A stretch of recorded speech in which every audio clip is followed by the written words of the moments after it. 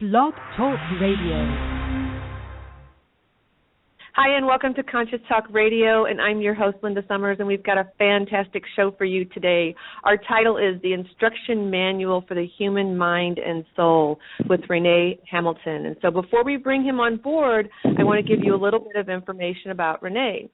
A power of soul, inventor of quantum vortex nanotechnology. He is also the entrepreneur and founder of InnerSoulTech.com. He is also an artist, photographer, teaches quantum metaphysical psychology, is a life coach, systems researcher, and intuitive medical clairvoyant with a unique ability to intuitively see into other people's mind patterns and emotional patterns that cause destructive tendencies in their lives.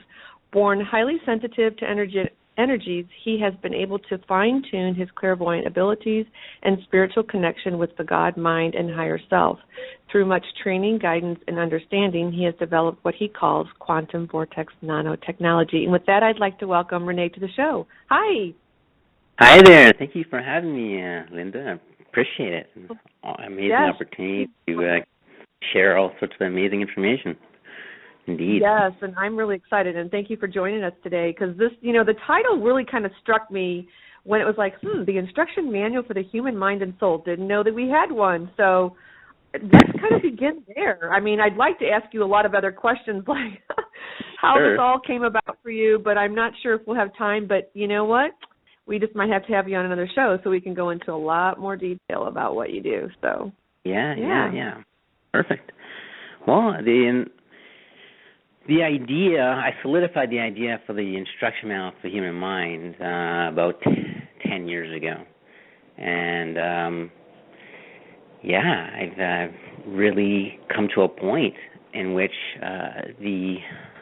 my awareness of how the mind and soul operate, or you could say the invisible world behind your body operates. We have the physical body here, or seemingly in front of us. But then we have this other world behind us, this emotions, your imagination, your mind, your dreams, your wishes, all these things. Mm-hmm. This is another world there. And a lot of people have ignored that world or don't understand it or don't comprehend what's even happening there. So I would use this analogy, okay? So let's just imagine that you, Linda, are a master clockmaker, okay? You make grandfather clocks. Make the best clocks in the world, the best timing, everyone wants them. Now, if you make a custom clock for a client and the timing is not right, the clock is just not timed correctly, the whole thing's garbage. Do you agree? It's not, a clock needs to be on time or useless. So a clock has thousands of little pieces, little gears, little crystals and things in there, making it all work together. If one of those pieces is off time or not working properly, the whole clock is garbage, right? Mm-hmm. Do you agree? Okay. Yeah. So think of the clock, the grandfather clock, the inside of it as our own mind, as our own inner soul. If one piece of information you have, one belief you have, one idea you have is illogical in your being, then your whole reality is going to reflect that. Just one illogic. One. Never mind 100 or 1,000, just one of them would mess up the timing of the whole inner clock, your whole being. So what I've done is I've basically scan the entire mindscape, not just of me or what you think is me or what anyone thinks is me, but of all creation. And I've pieced together how it all fits together perfectly, logically, every single piece of it, logically 100% secure in its perfect harmony and unity. And as a result of having the inner world organized perfectly in accordance with truth, then your reality that you're experiencing on a day-to-day basis will be 100% truthful. It will be displaying that. So there'll be no more deception because you're operating 100% in truth, 100% in time, no deception, no lies, no nothing untrue can enter your reality because you're operating in truth. Now, how did that come about? Well, long and short of it is I don't come from this world. So I come from a world of truth. So when I arrived here, you could say I was bombarded with a world of untruth. So I had to simultaneously live my life in untruth and in truth simultaneously and convert everything over for what you'd call my whole incarnation. So you could say that this world we're living in is, I come from a different world. And what is happening right now is I'm taking those, and I don't mean me as in the physical body here, I just mean this consciousness, this energy, this voice is showing those who are interested this new world based on truth and unity and magical brilliance beyond your wildest dreams. And it exists right now in front of us, and we're actually living in in heaven right now, all of us. Yes. It's just a whole bunch of us, a whole bunch of humanity, that you can say, or souls, are sort of mind-controlled to believe they're not living in heaven. So it's like hypnosis. Okay, it's like a living, wide-awake hypnosis, and we're talking billions of people under that hypnotic spell. And that hypnotic spell is really just a lack of understanding of what we are. So once we understand what we are, then there's no more delusions. So that lack of understanding comes from not being interested in what we are.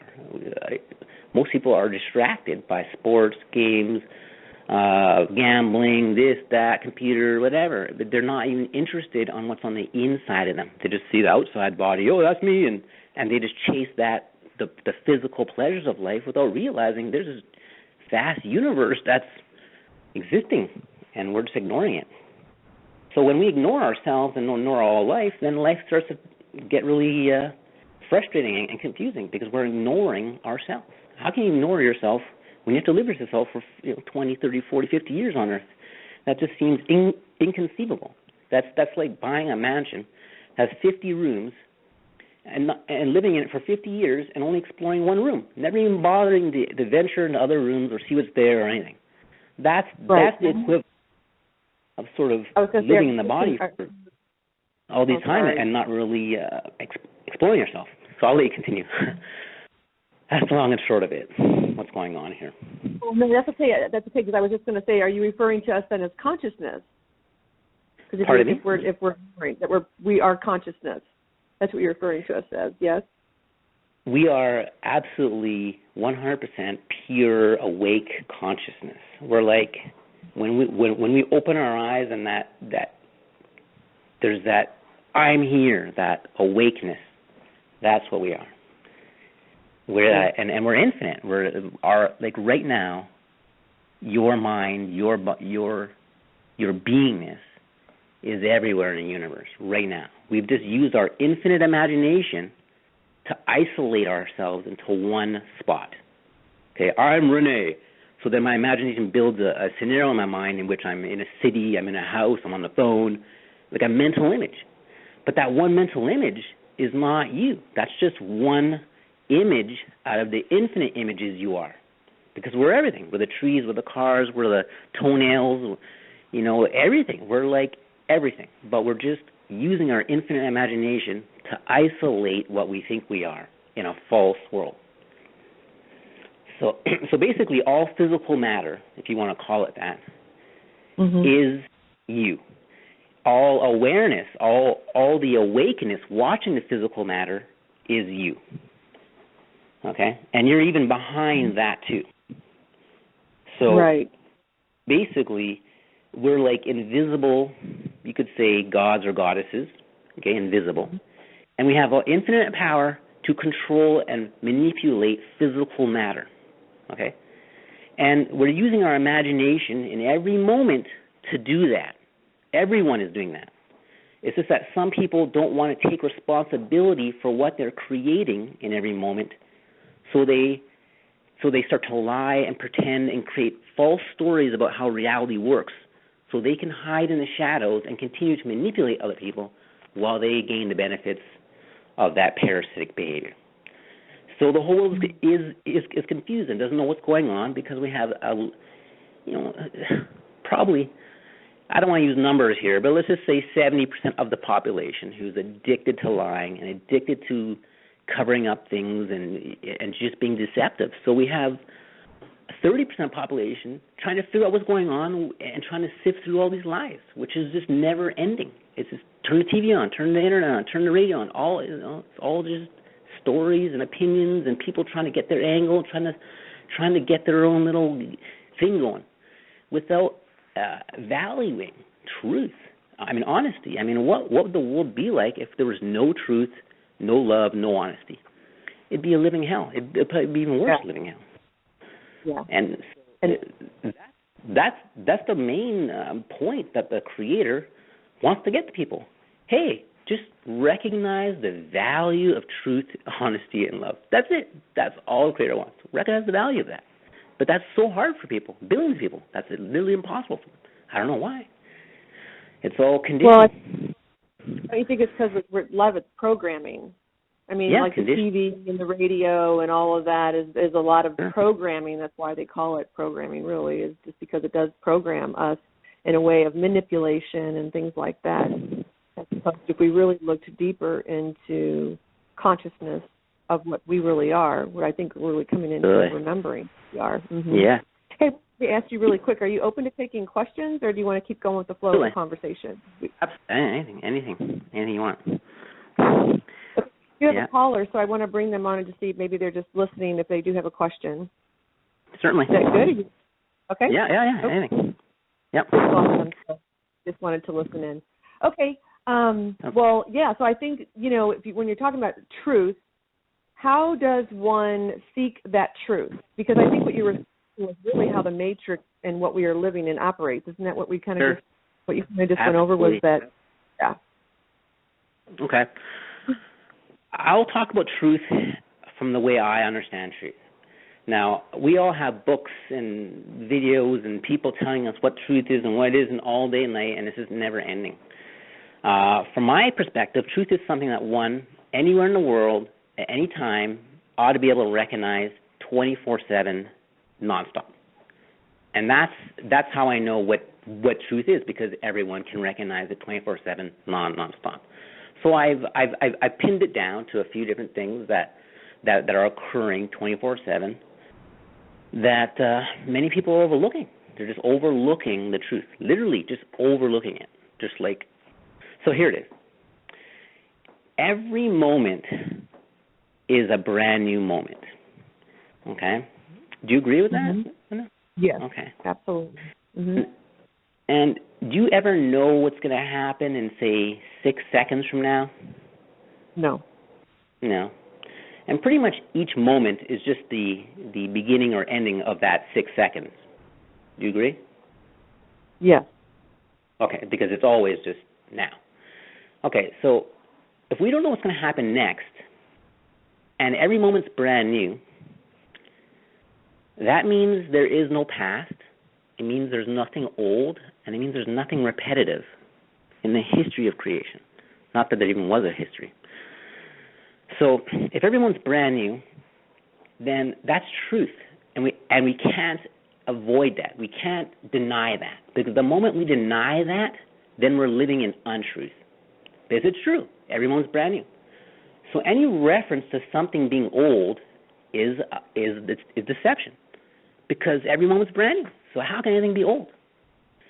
And if you don't know what's going to happen next in every moment, and every moment's brand new, then what do we know? We don't know anything, because we never knew anything, because every moment was brand new and we didn't know what's going to happen next. So we're pretty much making everything up. We're pretty much making stories of our whole reality up on the fly, and we're sharing these stories around with everyone, and we're just believing these stories that aren't even true, because there is no past to talk about, because every moment's brand new. So when every moment's brand new, you can create your reality, because you're always creating something new. But the moment your mind goes to the past, then you lose your creative power in your reality, because you can't change something in the past. there's nothing new there. There's no way to input something new there. So how can you change anything? You can't. Your imagination is locked. It's trapped, locked, in prison when you imagine the idea of the past, because there's nothing new there. But the moment your mind is in the now, then you're totally. You could imagine it, a billion different things happening right now. So the past is really just a story that we're addicted to of limitation. Hey, I want to be limited, so I'll think I'm the past and that limited character in the past, rather than being infinitely in the now, like a little child who's like at the grocery store with their mother and the little kids skipping around and grabbing and talking, just having a little fun time in their own mind, because they're in total newness, total imagination. So the lack of imagination is living in the past, because there's no newness. So why do we lack imagination? Well, when we're a child, we have infinite imagination. And then parents, TV, radio, everyone starts telling us what things are. That's this, that's that. So then we don't. So then we're not wondering anymore. Now we have no imagination because we already know what things are.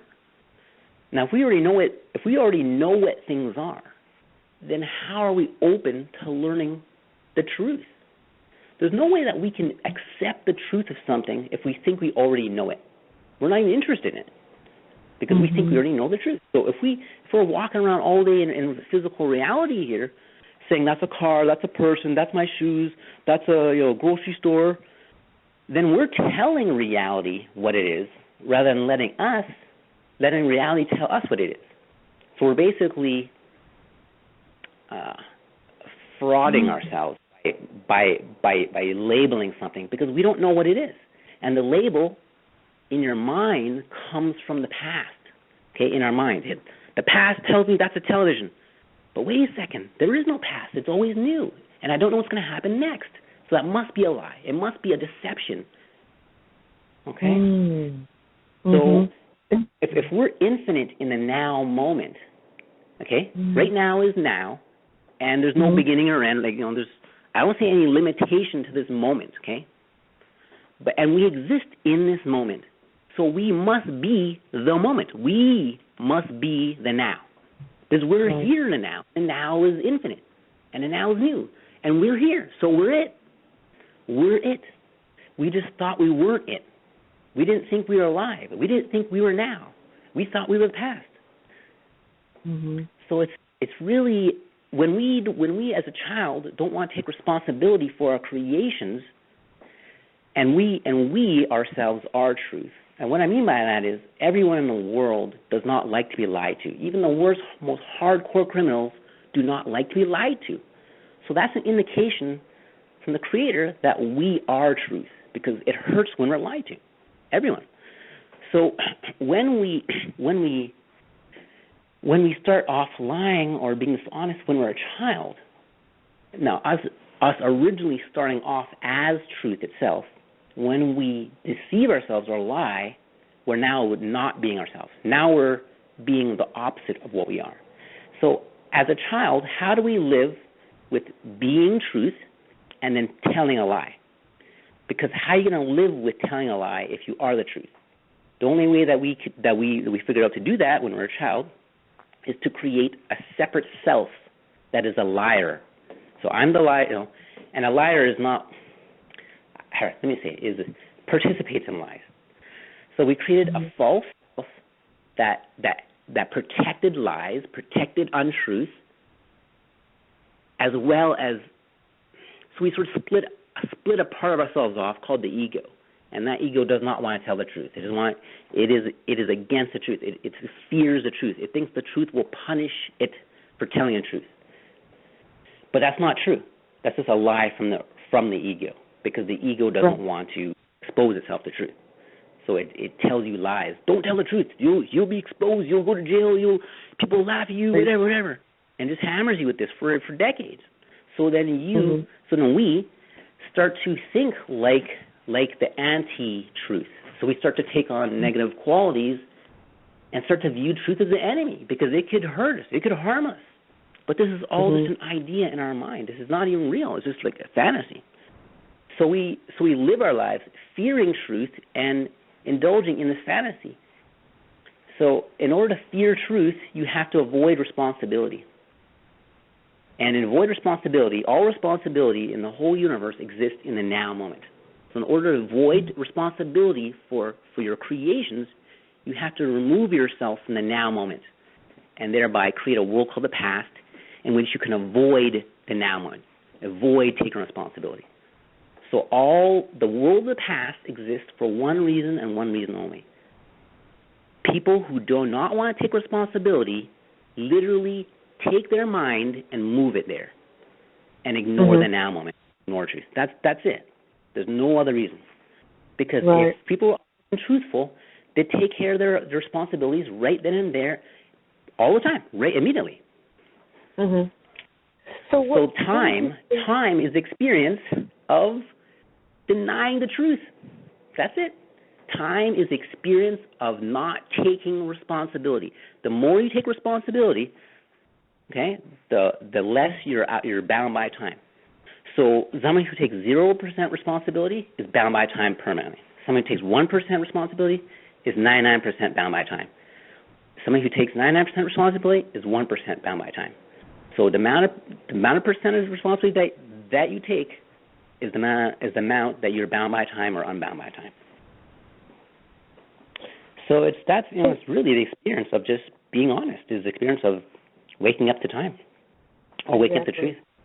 So and that will remove you from the matrix, from the cycles of reincarnation, because now you're taking responsibility for your creations, because you are creator. We're gods. We're gods here, literally. So we need to take responsibility for our creations. So that's why we are put on this planet to test our theories, to test our concepts, to see the value of creation, to see the value of truth, and to not abuse that, and to really cherish and value the power that we have and that we are. And I don't mean power as in rah, rah, rah power. I mean truth, honesty, creativity, joy, just anything that promotes the authentic true self. And this has been lost. I mean, it's been amazing. But it's accepting the true self. How is that because that's really where we're going, I feel, more, and because you were talking about what's currently happening in the earth to Earth today, humanity and all of creation. Is this what you're saying, is that we're coming into this truth, we're coming into the knowingness of who we really are? Yes. Let me give you a little brief synopsis on this. From my perspective, the creator of the universe, okay, this is from direct experience. This is not a theory of mine. The creator of the universe is everything. So we are living. Okay, so this physical body per se is our personal little universe. Okay, so let's say the creator of the universe's body is everything. Is like physical Earth. Okay, that's the body of the creator. So we're living in the body of the creator. So let's say the creator was asleep for a little while, for a couple thousand years. Okay, let's just say. And in that time, in this body of the creator. Now, think of the world, the physical world, as the creator's dream. The creator is having a dream right now, okay? And this dream is a dream of separation. So the physical you see in front of you is the creator's dream of separation. But that creator's waking up. People say it's Christ, Osiris, Buddha, Krishna, Melchizedek, whatever you want to call it. This energy is waking up. The God, per se, is waking up. And those who resonate with God are waking up with God. Okay? And that's the awakening. Is we are children. We are seeds. We're the soul of the Creator. So we wake up with the Creator at the pace that we can handle. But the Creator's waking up, and this is it, like permanently, not temporarily. So all those souls who are in opposition to creation must come to a point of decision whether they want to move forward in creation or dissolve their own creation, because the Creator's waking up. There's nothing untruthful can live inside of the Creator. So everything must conform or go elsewhere or just dissolve or whatever. Something has to happen, right? So this is what's happening. Everything we see happening around us, on the streets, on the cars, on the news, everything, that is God working itself out, working out its own mathematical calculations to bring itself back to unique consciousness. So you can say that the countdown, the final countdown is here. Those numbers, the mathematical calculations that separated God from itself in its mind are now being resolved. So it's basically God is the greatest storyteller ever, God is playing all the characters, playing you, playing me, playing everyone. It just gave itself amnesia to play out these dramas and make it look real. Or otherwise, it'd be obvious. So now that basically we, as sparks of God, as God selves, are waking up to our God self on a micro scale, as the Creator on the macro, on the big scale, is waking up. So we're all sort of like linked together, and that's where the 144,000 souls comes in, and the different masters and the different modalities, because the Creator has created hundreds of thousands of different ways to look at the Creator and bring all those souls who are lost back to the Creator. So the Creator incarnated itself as different individuals on this planet, and groomed those individuals to be healers, caretakers, resonators, whatever you can imagine on the truthful, and incarnated all these souls here. So a lot of the souls here are actual incarnations of the Holy Spirit itself that are waking up to realize what they are, and using this time to assist all souls to the truth of what they are, how infinite they are, and how all these systems of the past were used as basically tools for us to recognize the value of our own self. We actually, each soul here on Earth actually set up their life here beforehand to incarnate into the exact circumstances, I mean family, friends, job, everything, in order to learn the lessons they need most efficiently. So everything that we're experiencing is 100%, I mean down to the molecule, perfect for everyone. Just not everyone is utilizing what they're experiencing to their own benefit, and that's the issue, because no one has an instruction manual for the human mind. They don't know what's going on, right? Exactly. So I have, it's pretty much a done deal. I mean, it's just about sharing this manual with everyone. And it's not. It is a written manual, but the book is endless. It's the book of life, pretty much. Right? Because what's that? One thing that you could share with our listeners that has helped you on your journey and finding this? Okay, the number one thing is well, there's two things combined. It's basically turning yourself into a scientist of your own mind. You have to turn yourself into the master observer. I mean, and in order to do that, you have to remove yourself. I wouldn't say all at once, but you have to remove yourself from your desires, because your desires distract you from the truth. The desires keep your mind focused on one idea, and then you ignore everything else, 99% of your reality. When every single moment of your reality is talking with you, it's every single moment. Every single thing we see, even things that look inanimate like scissors and rocks, this is all alive, talking with you. Everything is 24 hours a day, attempting to get you to realize that everything in your reality is you, helping you wake up to realize you're infinite. The whole point of this experiment here on Earth is to allow souls to realize they're infinite. So right now, souls think they're limited, they're this, they're that, their lives are really constricted.